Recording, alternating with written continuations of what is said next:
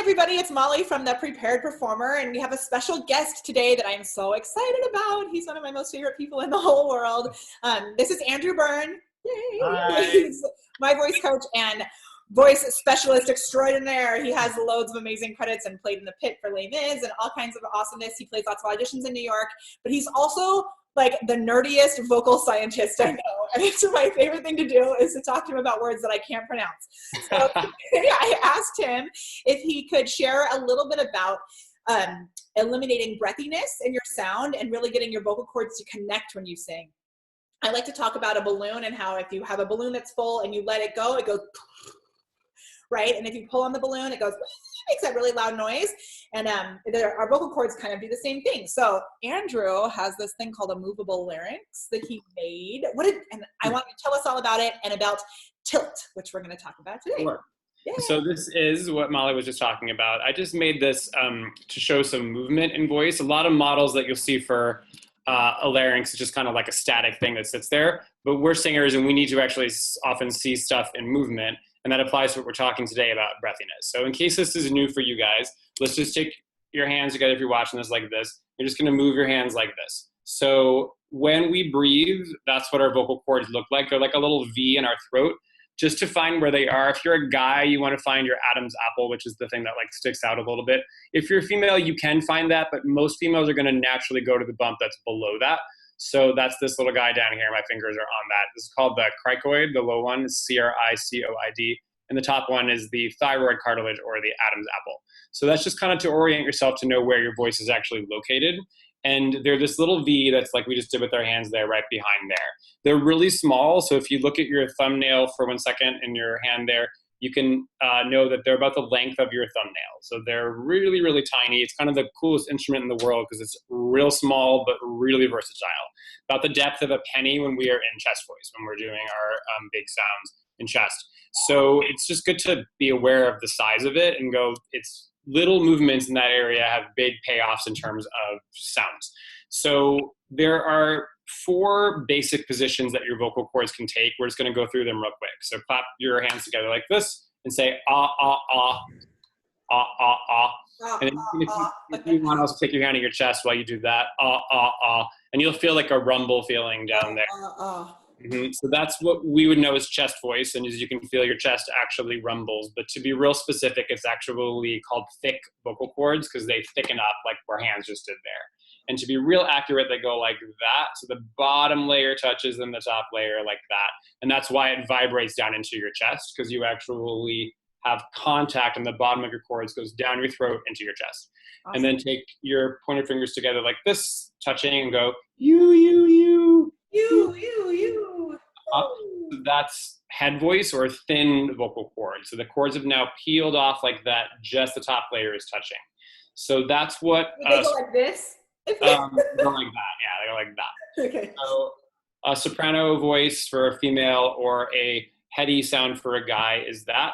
However, there are 2 positions up there, especially for a male voice. It can be clear or it can be breathy like this. So if you go like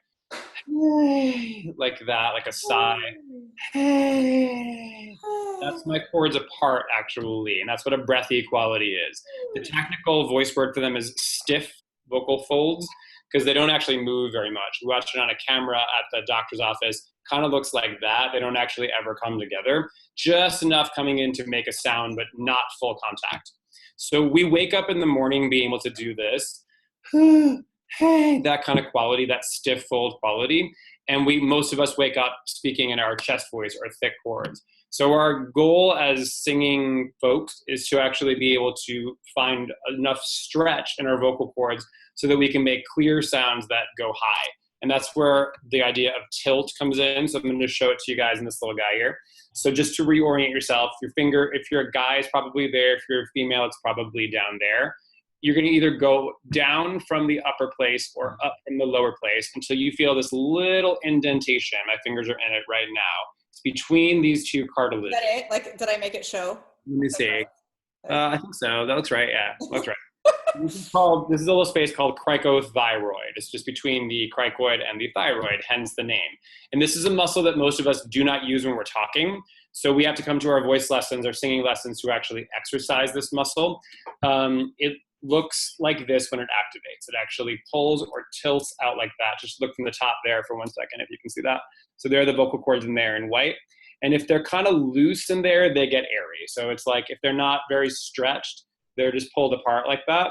When I stretch this guy, if you can see there, they're going to come together there like that. This is like a top view down, and there's a side view of it. So you can see that actually leaning like that. So the cool thing is you actually can feel this with your own fingers. So if everyone goes back to finding that little in-between place, we're just going to say, hey, how are you, in our everyday speaking voice. Hey, how are you? Hey, how are you? Now we're going to say it in the sweetest way possible, like this. Hey, how are you? Hey, how are you? And you may have felt some movement. If you're a guy, you probably felt the top piece slightly move down against your finger. This crack right here, this little space got smaller. Kind of looks like Hey, how are you? that. If you're a female, you probably felt it this way. This piece actually going up like that because of, again, the angle of the throat. It's different. By the way, the reason it's called an Adam's apple is not that the anatomy is different, just that our angle is different. So as guys, you can probably see in this camera, like my Adam's apple is right there, and that leans out like that. So it's easy to feel. As a female, your larynx is vertical, so that's why your finger is going to go to this one more naturally. The anatomy is the same, and the thing you're really trying to feel for is that space getting smaller under my finger? Is it contracting? That means that I'm tilting correctly. So this tilt position like that can either be this bottom piece going up or this piece going forward. There's not a right or wrong to that. It's just making sure this is actually moving. So then in sung sound, it would be something like this. If I'm singing with no tilt, it sounds like this. E, that's my larynx and totally vertical. If I sing with tilt, E, E, E. So you can probably hear a difference in those two tones. Also noticing that the tilt has a vibrato. So while we're talking about this today, vibrato looks like this. It's like a push-pull between the vocal cords, these guys in there in white, and this little space that we just set up, the cricothyroid. That creates vibrato. When those muscles are both working, they push and pull against one another like this. And that's what a good vibrato is. So if your vibrato is not there, if it's too fast, if it's too slow, it has to do with this muscle's ability to actually pull against the vocal cords. So if you start to feel an even vibrato, the rate should be about 5 or 6 cycles per second if you're doing it right. That is because you're tilting. You're actually getting this muscle to work out, to exercise. And just one more thing to think about with this. If everyone takes your hand in your biceps, you can see that there, and you contract your biceps like that, contract your arm, this muscle shortens, and this muscle back here, triceps, lengthens. If I extend my arm, this muscle shortens, and this muscle lengthens. So that's something in exercise called reciprocal inhibition. And what that means is that opposites work like that. So when one contracts, the other one lengthens, and vice versa. That's the way the voice is. So to get tilt to happen, I have to let go of my thick chords right in there. Most of us talk in that, so we don't always want to do that. We want to kind of stay there. And then you guys may have experienced something like this, where you go like, and it kind of cracks over like that. So that's when the chords just bail out and they're like, and they pop out like that. And that's when my throat is in vertical. I'm not actually tilting at all. It looks like this with my hands. With tilt, it would sound like this.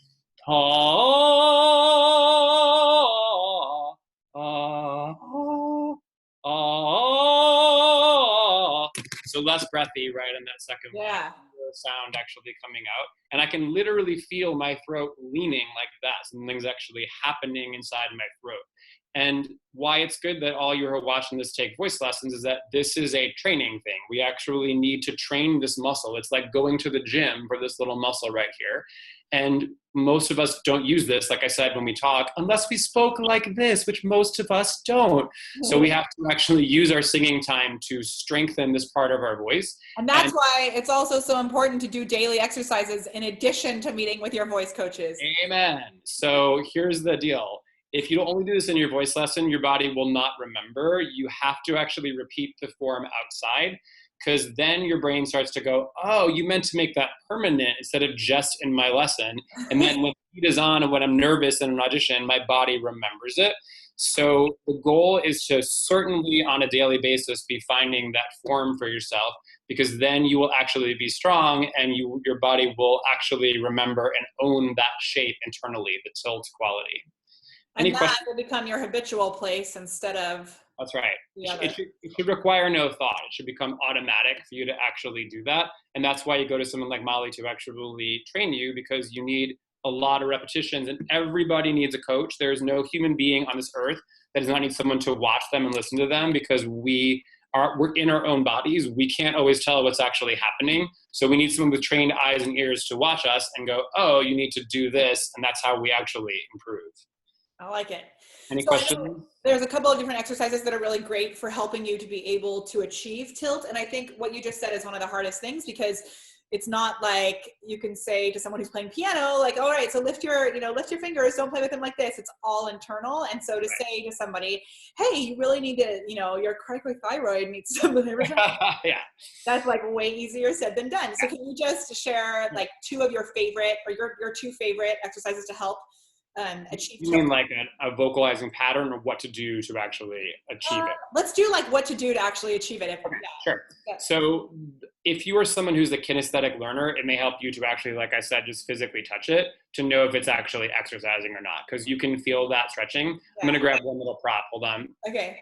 You guys, Andrew's studio is filled with all kinds of crazy props. I love it so much. I do. I like props. Going to physical therapy. Also use a band like this. This is just a traditional TheraBand. So you can hold it front to back like this, and then you can actually stretch while you sing, because it's an inside thing, as Molly just said. I wish we could just like point to it and go move that muscle, but it's not the way our training works. It's an inside feeling, but this makes it external, so you can actually do that. So let's take the exercise we were just doing. I go, I didn't tilt. Hold on. Oh, now I did. I felt my throat actually do that. And I helped it by doing that kind of a shape. Also, if you are a visual learner, you learn by like reading stuff, you can actually look at it while you do it and actually look at what that stretch is, because you need to cue that for your body. So those are ways to do it. I also like to interlace my fingers like this, make like a little shape, and I tilt my hand out like that. Tilt it towards. That's hard. Like that, yeah, like that.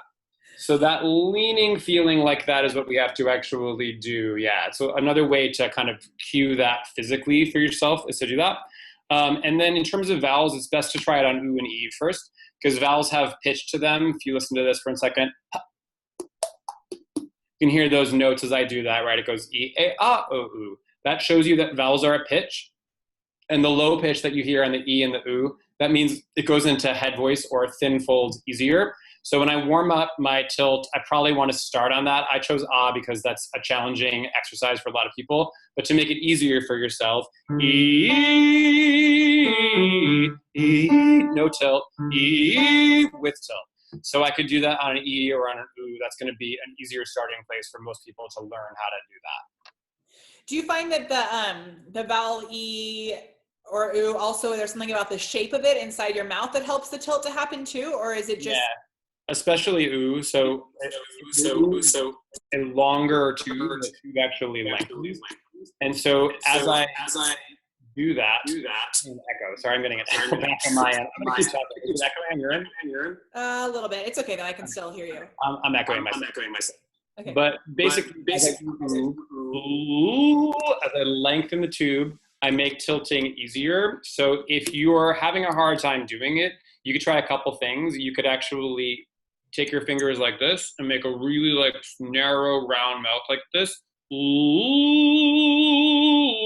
as opposed to that's harder when I'm spreading like that. Yeah. And then if that's not working, I can actually use a drinking straw. So I'll grab one. So you can do like this kind of stuff. I can sing through the end of a straw. My lips are sealing around the end of the straw. And if you're not sure, you can plug your nose to make sure it's not coming through your nose, but just the end of the straw.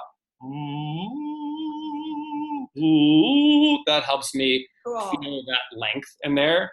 And then so also, I have another straw tip that I use also. So I love that, because now we have multiple straw things. Multiple straw tips. So this is the way you guys can think of it. The longer the tube of my throat gets, the longer my vocal cords tend to stretch. So I want to have good control of my mouth. And if you're American and you're watching this, most of us tend to kind of talk like this. So we're real good at spreading. We're not always so good at actually rounding. And whenever you're trying to do tilt, you need to be a little bit more that way if it's not working for you. Yeah, that's crazy too, because I've noticed that with students, that if I see when they're singing that literally, like I'll say drop your jaw or whatever, but sometimes I'll literally see a sharp angle right here. So if they're singing ah, it's like ah, and I'm like, bring that part of your lip, you know, the corners of your mouth forward, and it can really help.